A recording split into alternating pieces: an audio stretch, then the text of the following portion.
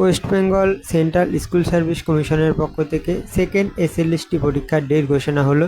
Second SLST পরীক্ষার এখানে notification দেখতে পাচ্ছেন সরকারি ওয়েবসাইটে এখানে দেওয়া রয়েছে যে সেকেন্ড এসএলএসটি পরীক্ষার কবে পরীক্ষার ডেট এবং নবম দশম শ্রেণীর পরীক্ষা কবে, সাথে সাথে একাদশ দ্বাদশ শ্রেণীর পরীক্ষা কবে, সমস্ত বিস্তারিত তথ্য এই নোটিফিকেশনে দেওয়া রয়েছে।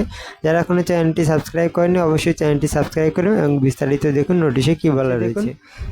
From the chairman SSC eastern region Burdwan, এখান থেকে কিন্তু প্রত্যেক স্কুলের প্রিন্সিপাল, সেক্রেটারি বা হেডমাস্টার বা হেডমিস্ট্রেসকে উদ্দেশ্য করে এই নোটিফিকেশন দেওয়া রয়েছে। সাবজেক্ট হলো consent to spare the institute as venue for conducting second SLST. Second SLST যে পরীক্ষা হবে সেটা স্কুলে অনুষ্ঠিত করার জন্য 7 তারিখে এবং 14 তারিখে যে ডেট ঘোষণা হয়েছে সেই ডেট অনুসারে এখানে দেখুন নোটিফিকেশন স্পষ্ট এখানে লেখা রয়েছে যে you are aware that second SLST for recruitment of the post of assistant teacher, যেটা 11-12 জন্য এবং 9-10 জন্য মে টেক প্লেস 7 তারিখ এবং 14 তারিখ। 7 তারিখ এবং 14 তারিখেই কিন্তু হবে, অর্থাৎ সেপ্টেম্বর মাসে এই দুটো পরীক্ষা হচ্ছে, আমরা বুঝতে পারছি।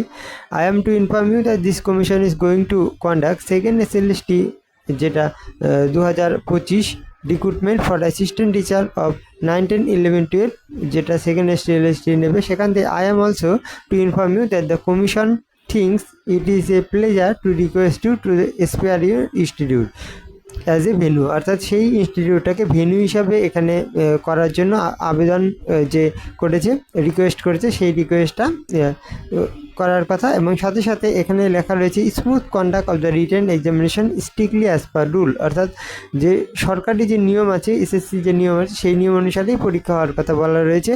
এবং I shall be highly oblige if you kindly extend to your cooperation by sparing your ইনস্টিটিউটের সাথে সাথে এখানে কিন্তু আরেকটা জিনিস বলা রয়েছে, টিচিং, নন টিচিং স্টাফ এবং যারা যারা পরীক্ষার সঙ্গে যুক্ত এদের দরকার হয় তাদেরও কিন্তু লাগবে। অর্থাৎ এখানে একটা জিনিস আমরা দেখতে পাচ্ছি যে যারা যারা অলরেডি স্কুলে চাকরি করে, টিচিং বা নন টিচিং স্টাফে আছেন, তারাও যদি পরীক্ষা দেয় তাহলে কিন্তু তাদের এখানে একটা বড় প্রশ্ন মার্ক থাকবে। তারা যদি স্কুলে তাদেরকে এনগেজ করে তারা হয়তো পরীক্ষা নাও দিতে পারে।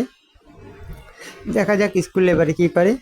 প্রোফর্মা দেওয়া হয়েছে যেটা সাবমিট করতে হবে, মাত্র 24 ঘন্টা টাইম দেওয়া হয়েছে। এখানে 24 ঘন্টার মধ্যে একটা প্রোফর্মা সাবমিট করতে হবে ইমেলের মাধ্যমে এবং হার্ড কপিও পাঠাতে হবে ওই স্কুলকে। অর্থাৎ আপনাদের যেসব ক্যান্ডিডেট স্কুল সার্ভিস করছেন এসএসসির আন্ডারে তারা হয়তো পরীক্ষা দিতে নাও পারতে পারেন, এখানে ঠিকঠাক বলা নেই, পরবর্তী নোটিফিকেশনে এলে আরও বোঝা যাবে।